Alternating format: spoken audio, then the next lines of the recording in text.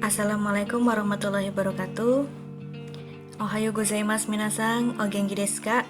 Sensei harap kalian selalu sehat dan semangat dalam mengikuti pembelajaran jarak jauh ini. Pada kesempatan kali ini, untuk mapel bahasa Jepang, Sensei akan menerangkan materi cara pengucapan dan salam. Selamat datang di pembelajaran Nihongo level dasar. Hari ini kita akan belajar mengenai cara pengucapan dan salam. Dalam materi cara pengucapan, kita akan belajar bagaimana pelafalan atau pengucapan dalam bahasa Jepang. Sedangkan di dalam materi salam, kita akan belajar kosakata salam apa saja yang digunakan di dalam bahasa Jepang.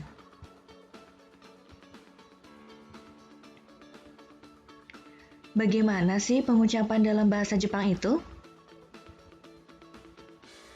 Bunyi atau ucapan dalam bahasa Jepang pada umumnya sama dengan bunyi atau ucapan dalam bahasa Indonesia. Huruf vokal dalam bahasa Jepang terdiri dari A, I, U, E, dan O. Tiap-tiap huruf dapat berbunyi pendek atau panjang. Tetapi pendek atau panjang suatu bunyi membawa perbedaan arti yang sangat jauh. Nah, di dalam bahasa Jepang, bunyi panjang diberi tanda di atas huruf vokalnya atau penulisannya dirangkap. Misalnya AA, II, UU, EE atau EI, dan OO atau OU. Jadi, apabila kalian membaca buku bahasa Jepang dan menemukan tanda di atas huruf vokalnya, maka kata tersebut harus berbunyi panjang. Nah, di dalam penjelasan ini, Sensei akan memberikan contoh, namun contoh yang Sensei gunakan menggunakan penulisan yang dirangkap. Perhatikan contoh berikut. Obasang artinya bibi. Obasang artinya nenek.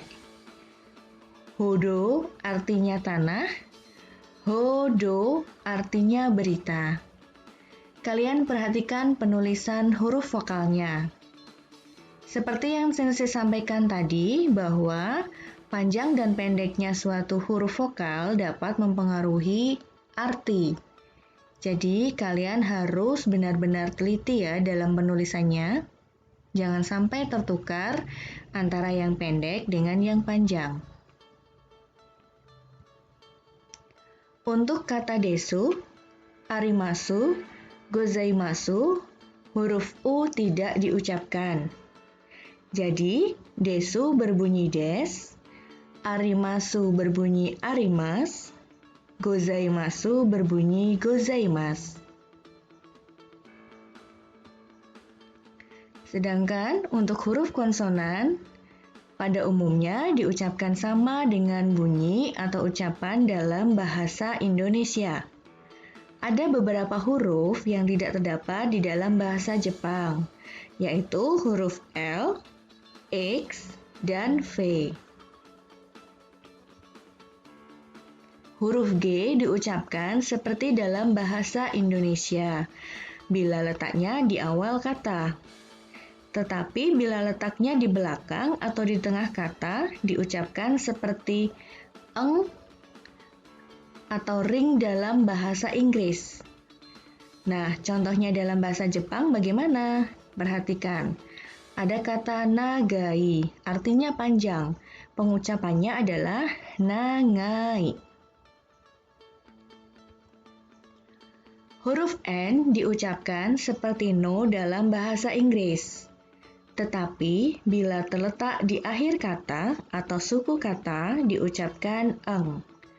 Contoh, ada kata nihon artinya Jepang, diucapkan nihong.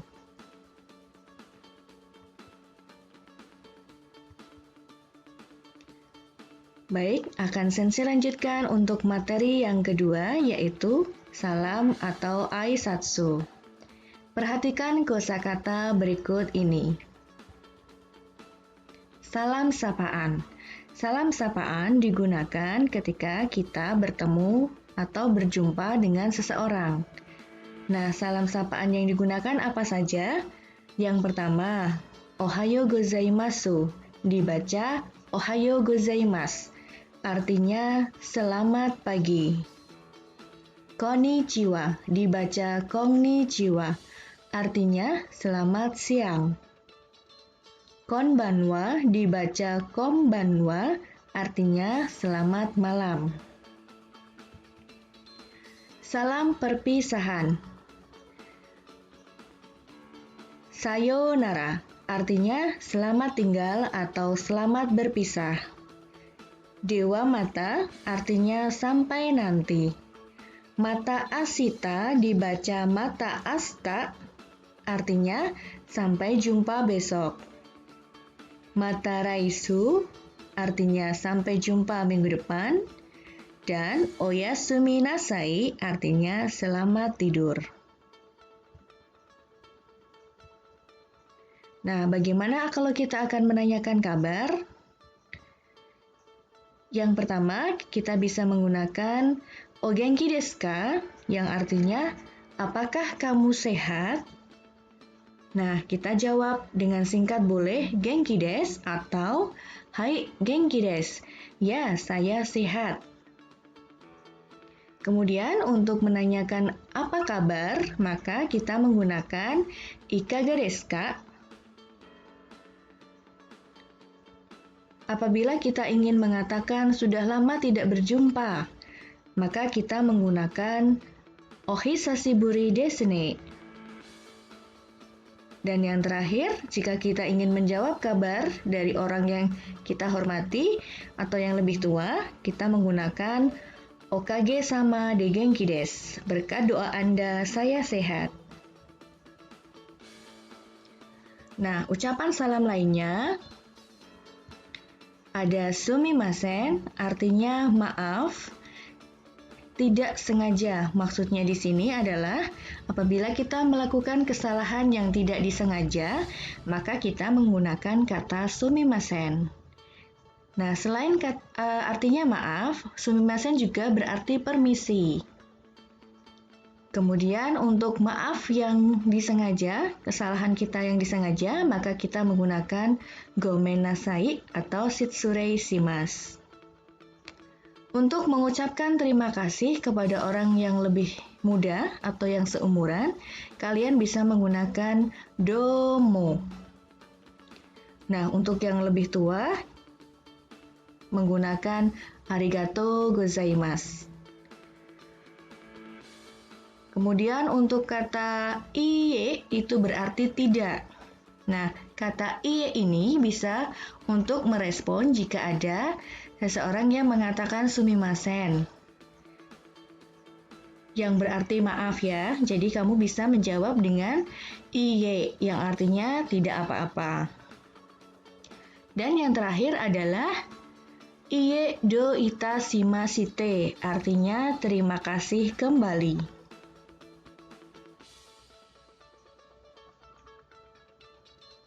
Nah, dari penjelasan Sensei mengenai cara pengucapan dan salam aisatsu, maka bisa kita simpulkan bahwa kita harus memperhatikan penulisan kata dalam bahasa Jepang, karena panjang atau pendek suatu huruf vokal sangat berpengaruh terhadap artinya. Ohayo gozaimasu, konnichiwa, konbanwa adalah salam yang hanya diucapkan saat bertemu dengan seseorang. Oleh karena itu, salam tersebut tidak dipakai saat berpisah dengan seseorang. Ohayo merupakan ungkapan salam yang disingkat dari Ohayo gozaimasu. Ohayo hanya digunakan dalam percakapan guru kepada siswa, atasan kepada bawahan, antar teman, atau di dalam keluarga. Jadi, apabila kalian suatu hari bertemu dengan Bapak Ibu guru atau ketemu dengan orang yang lebih tua dari kalian, kalian harus mengucapkannya Ohayo gozaimasu, tidak boleh hanya Ohayo saja. Pada saat berpisah, biasanya mengucapkan sayonara. Kemudian pada saat ada rencana untuk bertemu lagi, biasanya mengucapkan dewa mata, mata asta, atau mata raiso. Demikian tadi penjelasan Sensei mengenai materi cara pengucapan dan beberapa ungkapan salam. Sensei harap kalian mau berlatih untuk mengucapkan dan mempraktekannya dalam kehidupan sehari-hari. Sekian dari Sensei, arigatou gozaimasu, mata raisu, sayonara.